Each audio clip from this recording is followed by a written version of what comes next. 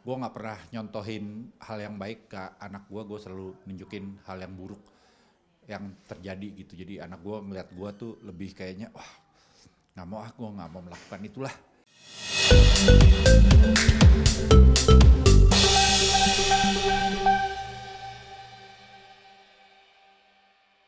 Banyak yang bilang Mas Tora ini awet muda nih, gimana nih Mas tanggapannya? Berarti mereka salah lihat.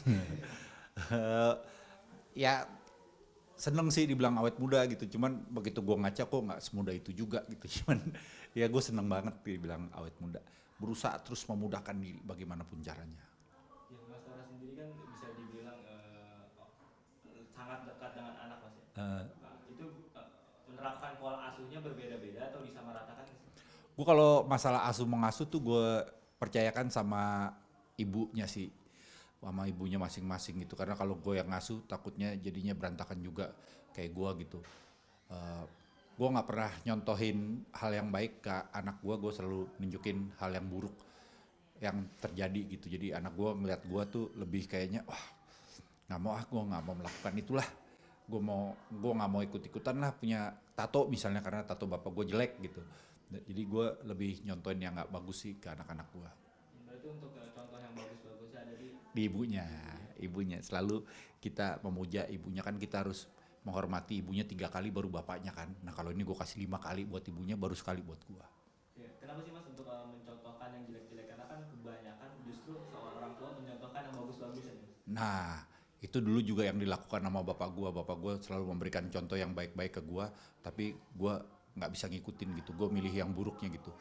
Jadi karena daripada gua menipu anak gua dan menipu diri gua dengan berlaga apa kelihatan baik, jadi gua nunjukin apa adanya aja. Ngasal banget ya ngomongnya.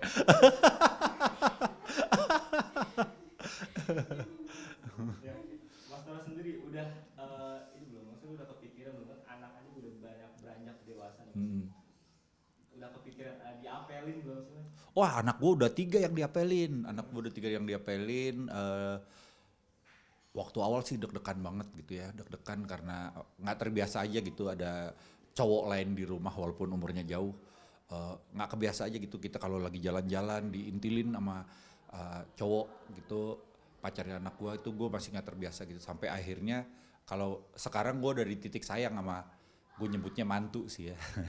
Gue nyebutnya para mantu gue tuh gue udah di titik sayang, gue udah ngerti mereka, mereka ngerti gua gitu. Jadi ya udah kita sama-sama apa bikin enak lah gitu. Tapi awal pertama datang galak nggak sih Mas? Biasanya kan biasanya galak-galak tuh. Eh kalau galak gak bisa gitu karena sering muncul di TV kan berkomedi gitu ya. Terus di film juga berkomedi. Jadi kayaknya mereka juga nganggep wah ini pasti mau ngelucu nih. Jadi nggak bisa galak, cuman gue cenderung judes waktu itu. Waktu awal-awal pasang muka, pasang badan gitu, sok ini. Cuman lama-lama, wah gue jadi nggak nyaman juga. Si anak-anak juga jadi pada nggak nyaman gitu. Jadi gue sekarang berusaha deket aja sama mereka. Iya, Mas, untuk biasanya anak-anak sendiri sering cerita nggak sih ke Mas Tora tentang masalahnya percintaan dan lain-lain gitu?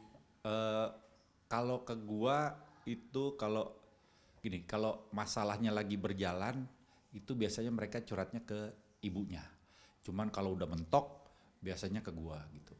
Eh, karena kalau misalnya gua lagi mereka lagi berjalan terus ada masalah kecil-kecil gitu, gua malah bercandain gitu. Jadi mereka suka sakit hati gitu kan. Kalau mentok kan gua nggak bisa bercandain, gua langsung iba juga gitu. Jadinya ya kalau udah mentok biasanya ke gua. Iya. Biasanya apa sih Mas yang dicurhatin kayak gitu? Kalau ke gue sih lagi putus baru curhat ke gue gitu. Apa sedih karena misalnya ditinggal sekolah atau gimana gitu baru ke gue gitu. Kalau gue biasanya yang berat-berat.